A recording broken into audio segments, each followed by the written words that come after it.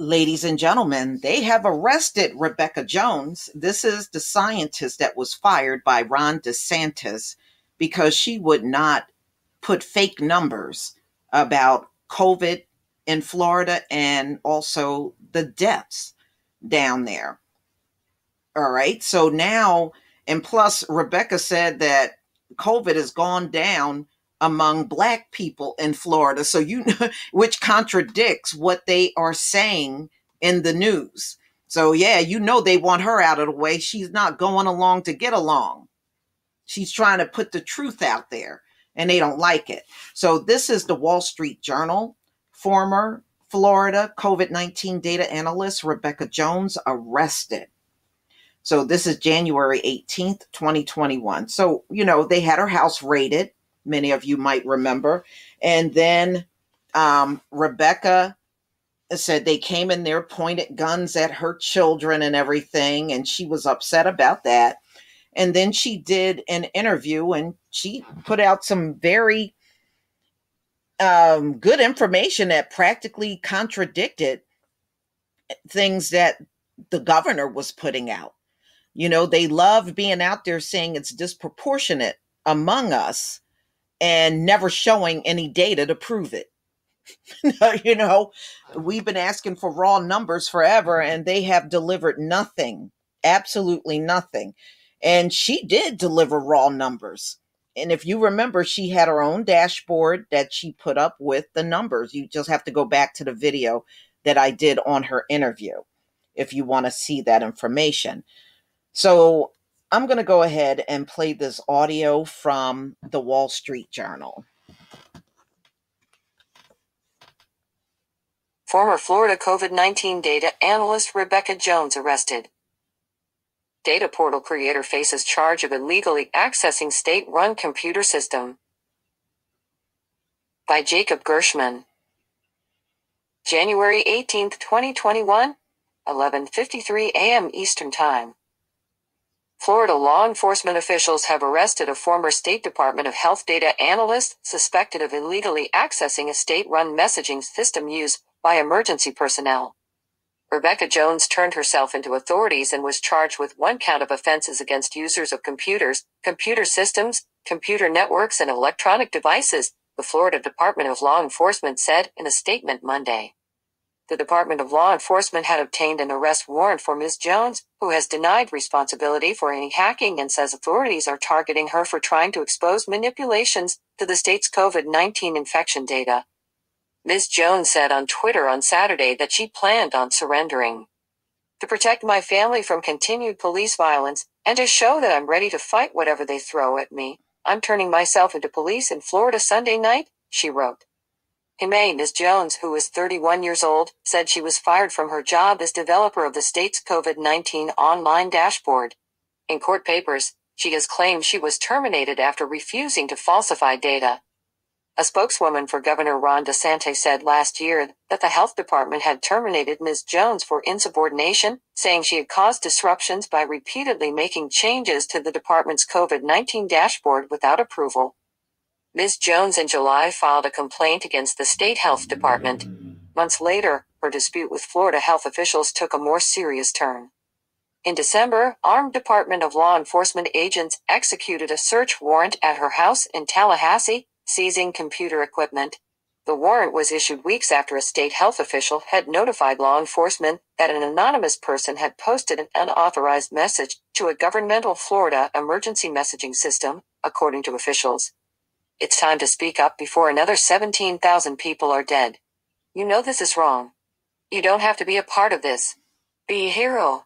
Speak out before it's too late, the message stated, according to court papers. Law enforcement agents served the search warrant after tracing the message to her personal IP address, according to officials. The warrant was based on probable cause that her home concealed evidence of a violation of Florida's hacking law prohibiting unauthorized access to a computer system.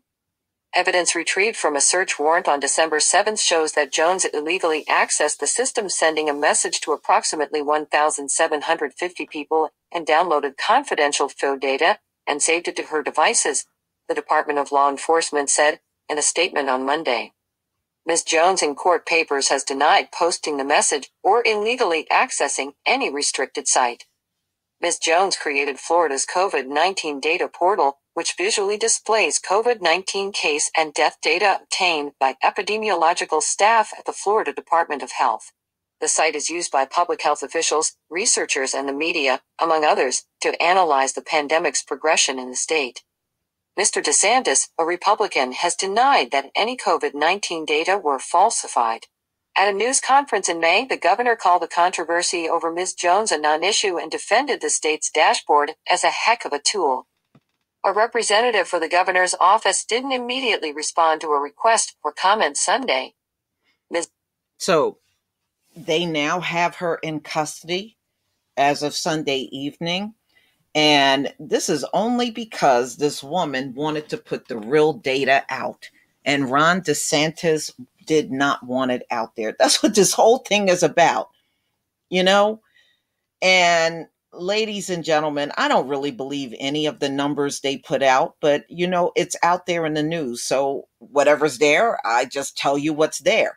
But deep down inside, do I believe the numbers are real? No, I know what America does. America does a lot of lowballing of numbers, but it's something that is so prevalent in almost every industry, especially the government. The government has always lowball numbers. Look, we've seen it with unemployment. We see it with the census count. We see it with just countless things. They are always lowballing the number. See, Ron DeSantis, next month is the Super Bowl. He wants to host the Super Bowl down there in Florida. He wants a full stadium, packed, concession stands open. He wants the whole 9 yards, all the bells and whistles. So he's got to try to make it seem like it's not that bad in Florida. And y'all, you know as well as I do, as soon as that Super Bowl is over, it's going to be another huge surge in the country. No doubt about it. But that's his goal. It's really, at the end of the day, lowball the numbers so that we can make money. And we can justify, oh, no, come down here. It's really not that much COVID in Florida, which is a straight up lie. I really, truly believe Florida is probably equally or even worse than California. I really do. With the amount of people down there. And it's very dangerous because you got a huge elderly population in Florida. A lot of people, especially here, and I'm sure in many places across the country, tend to retire and move down to Florida. They want to live in a warmer climate. They don't want to have to worry about shoveling snow and doing all the backbreaking things and cutting lawn, grass, and all that stuff. So they move to Florida, they retire. A lot of them get condos or they join some type of elderly community down there, and that's where they live. So it's a dangerous thing when you're withholding information that could harm an elderly population like that. So Ron DeSantis is very reckless. And remember, that's Trump's lapdog right there. And that's the very place that Trump is going to live when he leaves the White House. Enough said. Please leave your comment and subscribe. Don't forget to hit on the notification bell, and I'll try to update y'all on this as much as possible, you know, because this is the only scientist that has come out and said numbers among the Black community in Florida is going down. And it's not going up at all. While you got all of these other places in the country swear up and down, we're worse off than everybody. And I'm just simply not buying it. You know, I could see if I saw evidence of it in my large family in Florida. I'm just not seeing it. Sorry.